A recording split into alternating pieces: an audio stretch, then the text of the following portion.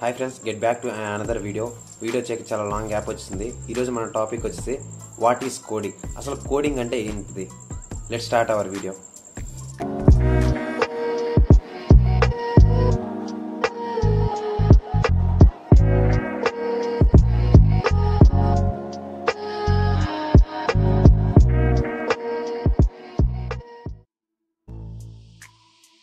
మీకు first coding అంటే ఒక చిన్న మైత్ అనేది మీకు చెప్పాలి.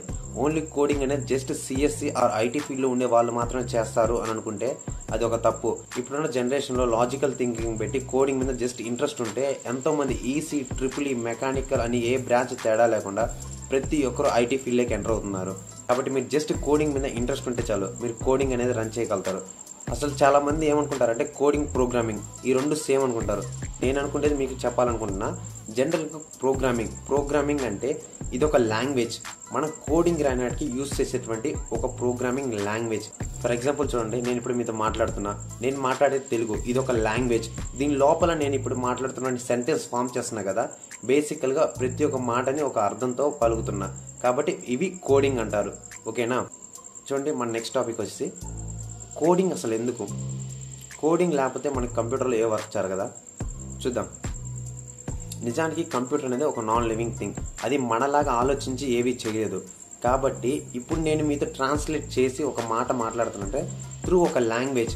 అలాగే మన కంప్యూటర్తో మాట్లాడగలగాలంటే కోడింగ్ అనేది ఒక ఇంటర్మీడియేటర్. ఇప్పుడు నేను మీతో కమ్యూనికేట్ అవుతున్నా త్రూ తెలుగు లాంగ్వేజ్ ద్వారా. ఆ విధంగానే కంప్యూటర్తో మీరు కమ్యూనికేట్ అవ్వాలంటే సమ్ ప్రోగ్రామింగ్ లాంగ్వేజెస్ ఉంటాయి. Example Java, Python, C++. చూడండి, ఒక చిన్న ఓవర్ వ్యూ ఇచ్చేస్తున్నా వీడియో ఎండింగ్లో. చూడండి, కోడింగ్ అనేది ఒక కంప్యూటర్కి మనకి మధ్య ఒక ఇంటర్మీడియేటర్. మనం ఏదైతే అనుకుంటున్నామో దాన్ని ఇంగ్లీష్ ఏదైతే టైప్ చేస్తామో అది ఒక సింటాటికల్ ఫార్మేట్లో ఉంటుంది. ఓకేనా? చూడండి, కంప్యూటర్కి ఎందుకని ప్రోగ్రామింగ్ లాంగ్వేజ్ ద్వారానే చెప్తే అర్థమవుతుంది. ఎందుకో చూద్దాం. నిజానికి కంప్యూటర్కి అర్థమయ్యేది ఓన్లీ 2 బైనరీ బీట్స్. అది 0 and 1. ఈ 2 బీట్స్ తప్ప దానికి ABCD అని ఏ యొక్క ఇన్ఫర్మేషన్ అనేది తెలియదు. మనం ఏదైతే ప్రోగ్రామింగ్ లాంగ్వేజ్ యూజ్ చేస్తున్నామో దానికి కంపైలర్ ఆర్ ఇంటర్ప్రిటర్ అనేది ఉంటుంది. చూడండి, ఈ కంపైలర్ అలాగే ఇంటర్ప్రిటర్ మీద ఒక నెక్స్ట్ వీడియో అనేది చేస్తాను.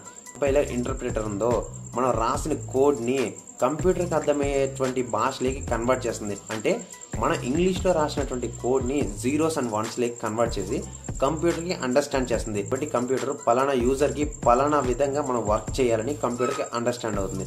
ఈ విధంగా కోడింగ్ అనేది కంప్యూటర్కి ఒక యూజర్ మధ్య ఇంటర్మీడియేటర్గా ఉంటుంది. ఈ విధంగా కోడింగ్ మనకి యూజ్ అవుతుంది. ఇన్ఫర్మేషన్ ఇస్తే లైక్ చేయండి, మీ ఫ్రెండ్స్ దగ్గర షేర్ చేయండి, ఛానల్ సబ్స్క్రైబ్ చేసుకోండి. ఇటువంటి మోర్ వీడియోస్ అనేవి మన ఛానల్లో వస్తూ ఉంటాయి, సిఎస్సి అలాగే ఐటీ ఫీల్డ్ గురించి. Thank you.